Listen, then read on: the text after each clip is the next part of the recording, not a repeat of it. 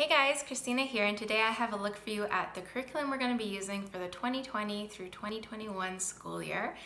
Now this is our family study, so these are the topics that we do together as a family. In the fall, I'll have a child in preschool, grade 2, grade 5, grade 6, and grade 8. So I'm going to flip the camera around. I've got a lot of things here in front of me and give you a look at everything. So for history, we're going to be continuing with the story of the world. We'll be using volume 4, The Modern Age. This is from Victoria's Empire to the end of the USSR. This is the book that we read from. And then out of here, we do a number of the review questions. Sometimes we do the activities, we do narration, and then we do the map work, which I'll show you in a minute. So this is going to be the base for our history. Now I'm going to have my child in 2nd grade do a lap book like they did last year. Somehow, between redoing different areas in our home, I have misplaced the pages I printed for the lap book. But what I'll do is I'll link up top if you want to see last year so you can see kind of what that looks like, but she'll be doing that again. She'll also be doing the maps with us. This one has quite a few maps. A lot of them have 2 maps per chapter or unit. So I did 2 to a page, double-sided again, just to try and save some paper. My 2 boys in grade 5 and 6 will be doing the same maps. They also have the quizzes here. There's a quiz for each chapter, and they will be doing these ones. And then my oldest, because he is in grade 8, he has again the same, the quizzes, the maps, and then also outlines for the chapters. I'm not exactly sure how I'm gonna have him do this. I'm still working on that, but he will be learning about note-taking and doing outlines as well. Then I have a number of books that we're gonna be using as well. This one here, Truce by Jim Murphy. This one has pictures and writing in it. And then these 2 books, which I had shared before. There's the First and Second World War from Usborne. We're going to be reading through these. There's pictures, there's writing, it's in color. So we'll probably end up going through both of these books by the end. And this one I had shared before too, the 1920s fashion. This is a sticker dolly book for my daughter when we get to that time period. Now, I love adding literature, and so I've got an ambitious pile of books here. Let's see if I can do it without them falling over. To go through, and I'm actually missing I think about 5 more, and I have about 6 audiobooks we're going to listen to. So I really like using literature with history. We have a lot to read. Fingers crossed that we get through all of this, but this will be our history for this coming year. So for science this year, I'm going back to Apologia. We're going to be using Exploring Creation with Zoology 2, Swimming Creatures of the 5th Day. And I'll explain a little bit more of this kind of as we go through the year maybe. But I really felt like I wanted to spend a full year diving into this topic. I think it's something my kids are interested in. It's something that is exciting, and there's just so much information. We had planned to use the Good and the Beautifuls unit at the end of this year and decided to hold off and really truly spend an entire year. I also felt like I needed a bit of a break because this science is only going to be for my 2nd, 5th, and 6th grader. My 8th grader is going to be doing a different science, and I'll show his when I show his individual topics. And so I wanted something that was already done for me. And they have these great notebooking journals. So this is the junior one my 2nd grader will be doing, where there's already activities, there's already things to cut out and to color, there's experiments and books to make. I just needed to give myself a break this year. And so this is what she'll be using. My 5th and 6th graders will be using just the regular notebook. I'll show you in here.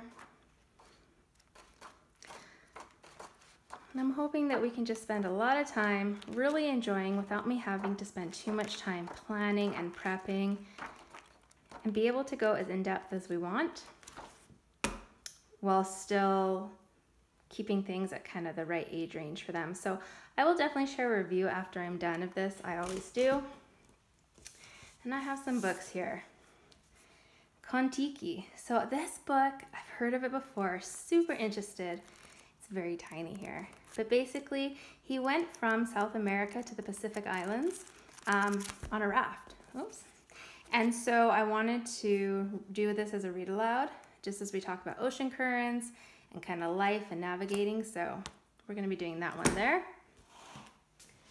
I also got this beautiful book, Ocean Anatomy from Julia Rothman. It is really just simple but detailed. It gives lots of information. And so I just can't wait to kind of pull from this book and maybe even do some illustrations from it. Toying with that idea. I just love this book. I also have this one for my younger children about the seashore, which I've shared before, but these are just gorgeous illustrations. Again, simple, but a lot of information. And then I also picked up this one here. This is the Smithsonian Ocean, a Visual Encyclopedia. And this one is just great for images, information, and so we'll be pulling from this book as well.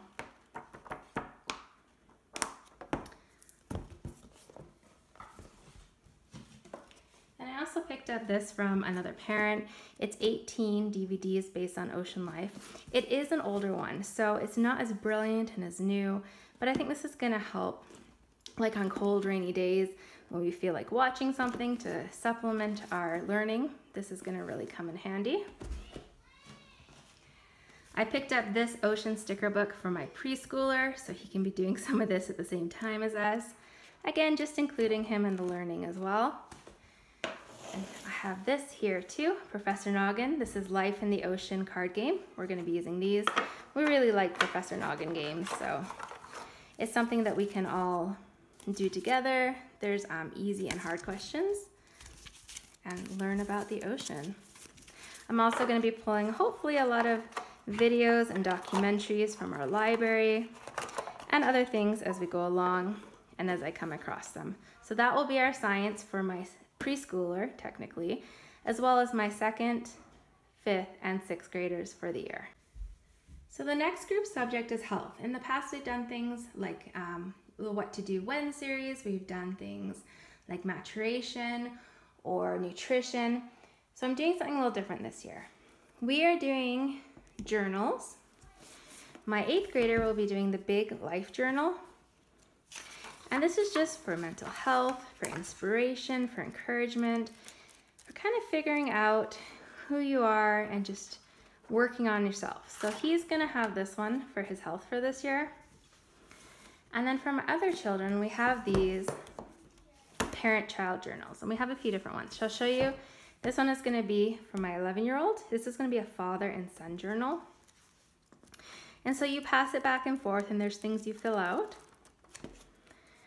Then my 9-year-old is gonna do this, Just Between Us, mother-son journal. And he is the one who really enjoys like doodling and inventing, and so I thought this one would be perfect for him. I just really liked it. It talked about like, I like this one here, like this is what fills my brain each day, and you just write on it. There's another one, it said like, there's 5 items. How are you gonna get off an island with those 5 items? So just some kind of fun back and forth while still working on mental health and connection with our children. And the last one here is Love, Mom and Me. This is the mother-daughter one. This one will probably take my daughter, I would say probably 2 years for us to go through it, just because she is still learning to write, but I didn't want her to be left out. So this is gonna be the focus of our health for this year. These journals, getting to know each other, working on ourselves for health. The last group subject I'm gonna focus on is French. We don't technically do it together, but there is a lot of overlap, and so I wanted to just share it here. So I picked up Acoutez, Parlez for my 2nd grader, having it in mind for her because it has a CD. I'll show you. There's a CD you listen to, and then there's the visual cues with pictures that you look at while you're listening. Now there is a workbook that goes with it, and I felt the workbook was gonna be beyond her once I actually went through it. So probably the whole family will end up listening to this and learning through this. They also use Duolingo. And then we do a rotation of music, movies and books. The boys rotate. So we put French music on for a little while, or they'll read books to their younger siblings. I also have these French books for my oldest 3. I have to double check. These were the only ones I've been able to find on what level is actually going to work, because of course the grade doesn't always apply when they're speaking French or learning French. So I still have to see if I can get any other levels and what's going to work best. Hopefully one for my youngest child, or the 2nd grader who's doing school, but this will be French for us for the year. So I wanted to share that our children do typing as well, although they tend to do it in the summertime. That's kind of what we found has worked best. So I have children using The Good and the Beautiful as level 2 and level 3 right now. They'll just move up to level 3 plus some other form of typing kind of towards the end of next year. And my youngest child will do some online typing as well. And otherwise, that's our curriculum. So if you have any questions, leave them in the comment section down below. Or if I've missed anything, I do try and do reviews of Story of the World and our science at the end of the year. And I'll include more information about like art projects or maybe documentaries we watch to kind of give you more idea of what we fully did. Otherwise though, I hope this finds you having a great day, and check back because I'm gonna have all the different grades of my children's videos coming out soon.